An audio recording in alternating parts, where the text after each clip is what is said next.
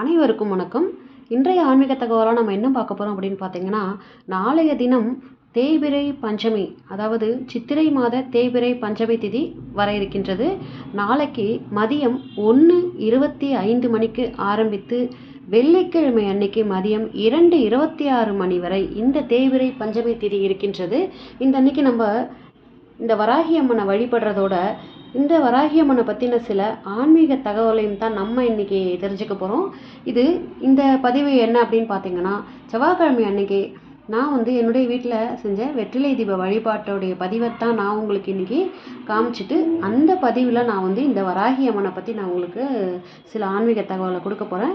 So இந்த பதிவை பற்றின ஏதாவது உங்களுக்கு கமெண்ட் இருந்ததுன்னா கமெண்ட் பாக்ஸில் கமெண்ட் பண்ணி கேளுங்க, நான் உங்களுக்கு பதில் கொடுக்குறேன். உங்களுக்கு ஏதாவது தெரிஞ்சாலும் நீங்கள் சொல்லுங்கள் இந்த வெற்றிலை தீப வழிபாடை பற்றி.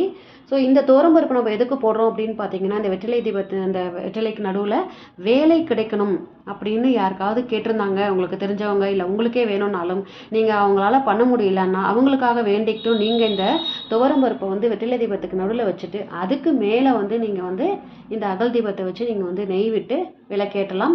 கடன் தீரணும் அப்படின்னு நினைக்கிறவங்க இந்த துவரம்பருப்பை விட்டுட்டு வெறும் அகல் தீபத்தில் சிகப்பு கலர் திரி போட்டு நீங்கள் விளக்கேற்றுங்க. திருமணம் ஆகணும் அப்படின்னு நினைக்கிறவங்க இதே அகல் தீபத்தில் நீங்கள் மஞ்சள் கலர் திரி போட்டு வெறும் துவரம்பருப்புலாம் போடாமல் வெறும்னா நீங்கள் ஏற்றணும். இதுதான் இந்த வெற்றிலை தீபத்தினுடைய ப்ரொசீஜர். வாங்க இப்போ பதிவுக்குள்ளே போயிடலாம். இந்த வராகி அம்மனை நம்ம வழிபட இந்த வராகி அம்மன் நம்மளுக்கு உலகம் போற்றும் நிலையை நமக்கு கொடுத்துருவா அப்படிங்கிறதான் உண்மை. அந்த வராகி அம்மனை பற்றி நம்ம சில தகவல்களை தெரிஞ்சுக்கலாம். பஞ்சமி திதி அன்னைக்கு வராகி தேவியை நம்ம வணங்கி வழிபட்டு வர்றது வாழ்க்கையில் மிகப்பெரிய வசந்தத்தை கொடுக்கும் அப்படின்றது ஐதீகம். சப்த கன்னியரில் ஒருவரான வராகி அம்மன் பன்றி முகத்தையும் 8 கரங்களையும் கொண்டு வலது கையில் உலக்கையுடனும் இடது கையில் கலப்பையுடனும் காட்சி தராங்க. வராகி அன்னையை வழிபட உலகம் போற்றும் நிலை நமக்கு கிடைக்கும் அப்படிங்கிறது உறுதி. அதற்கு உதாரணமான மன்னர் யார் அப்படின்னு பார்த்துடலாம் வாங்க.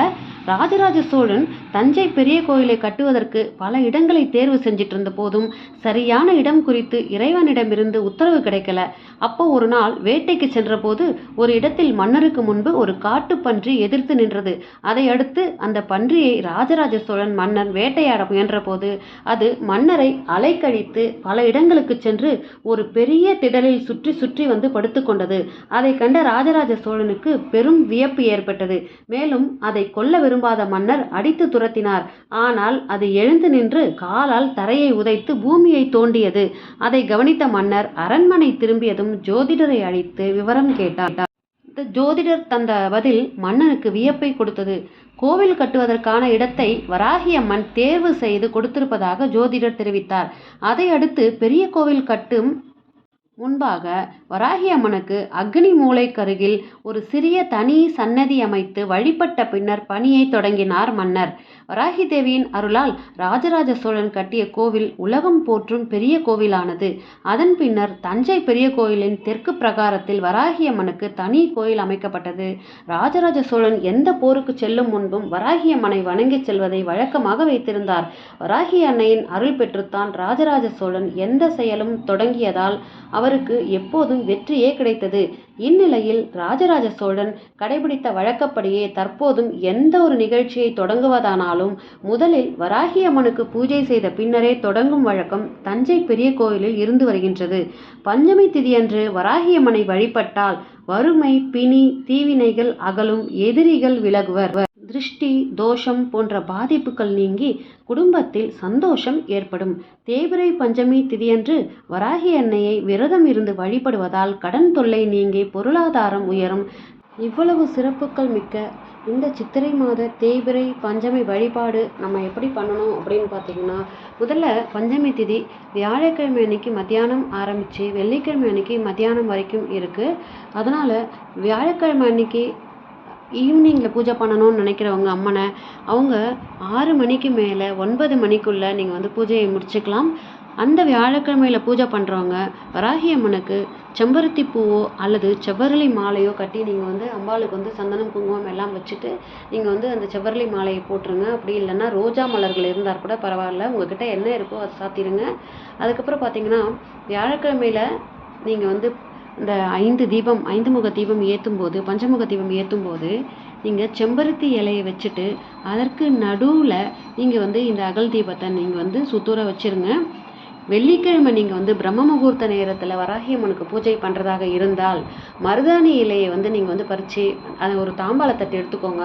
அந்த தாம்பாளத்துக்கு மஞ்சள் குங்குமம்லாம் வச்சுட்டு சுத்தூர வந்து அந்த மருதாணி இலைகளை வச்சுட்டு அதையும் சுற்றி அந்த மருதாணி இலைகளுக்கு சுத்தூர நீங்கள் வந்து 5 வெற்றிலைகளை வச்சுருங்க. அந்த வெற்றிலைகளுக்கு மஞ்சள் குங்குமம் வச்சுட்டு அந்த 5 அகல் தீபத்தை நீங்கள் வந்து வச்சுருங்க. அப்படி இல்லைன்னா பஞ்சமுக தீபம் கூட நீங்கள் ஏற்றி நடுவில் வச்சிடலாம், ஒன்றே ஒன்று தீபம் ஏற்றி. ஸோ இந்த மாதிரி நீங்கள் வந்து வெள்ளிக்கிழமை அன்னைக்கு பிரம்ம முகூர்த்தத்தில் பண்ணுறதா இருந்தால் இந்த மாதிரி பண்ணுங்கள். அந்த அகல் தீபத்தில் நீங்கள் நல்லெண்ணெய் தீபம் ஏற்றி அல்லது நெய் விட்டு ஏற்றலாம். வாசனை மலர்கள் சாற்றி தூபங்கள் போட்டு வராகி அன்னையை வரவேற்கணும். பஞ்சமி திதி அன்னைக்கு நம்ம பிரம்ம முகூர்த்தத்தில் வராகி தேவியுடைய காயத்ரி மந்திரத்தை நம்ம படிக்க ஆரம்பித்து தொடர்ந்து படிச்சுட்டு வர்றது மிகப்பெரிய விசேஷங்களை தரும். நமக்கு பசும்பால் அல்லது இனிப்புகளை நிவேதமாக வைக்கலாம்.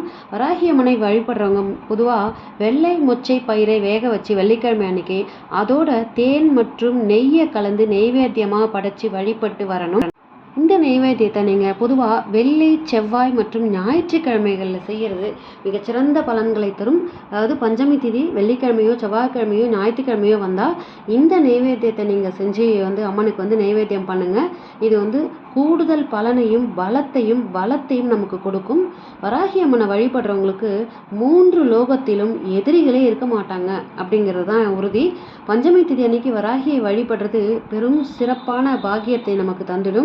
நீங்கள் வெள்ளிக்கிழமை அன்னைக்கு பிரம்ம முகூர்த்த நேரத்தில் இந்த மாதிரி நெய்வேத்தியம் செஞ்சு நீங்கள் வந்து அம்மனுக்கு வந்து தூபதீப ஆராதனை காமிச்சிட்டு அம்மனுடைய வாராகி அம்மனுடைய காயத்ரி மந்திரம் ஓம் ஷாமலாய வித்மஹே அலஹஸ்ஸாய தீமஹி தன்னோ வாராகி பிரச்சோதயாத் இந்த மந்திரத்தை நீங்கள் பூக்களால் சிவர்லி பூக்களாலேயோ அல்லது செம்பருத்தி பூக்களாலேயோ அல்லது ரோஜா பூக்களாலே நீங்கள் வந்து அர்ச்சனை செஞ்சு 108 தடவை சொல்லி நீங்கள் வந்து வராகியின் காயத்ரி மந்திரத்தை நீங்கள் வந்து வாழ்நாள் முழுவதும் முறைப்படி படித்து வந்தீங்க அப்படின்னா மந்திர சித்துக்கள் கூட உங்களுக்கு வசப்படும் அப்படிங்கிறது தான் உண்மை.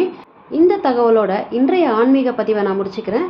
இது போன்ற ஆன்மீக தகவல்களை பெற நம்ம சேனலை உடனே சப்ஸ்கிரைப் பண்ணி சப்போர்ட் பண்ணுங்கள். இந்த பதிவு பிடிச்சிருந்தா ஒரு லைக் பண்ணிவிட்டு உங்கள் ஃப்ரெண்ட்ஸ் அண்ட் ஃபேமிலிக்கு ஷேர் பண்ணி பாருங்கள். அடுத்த பதிவில் சந்திக்கிறேன். நன்றி, வணக்கம்.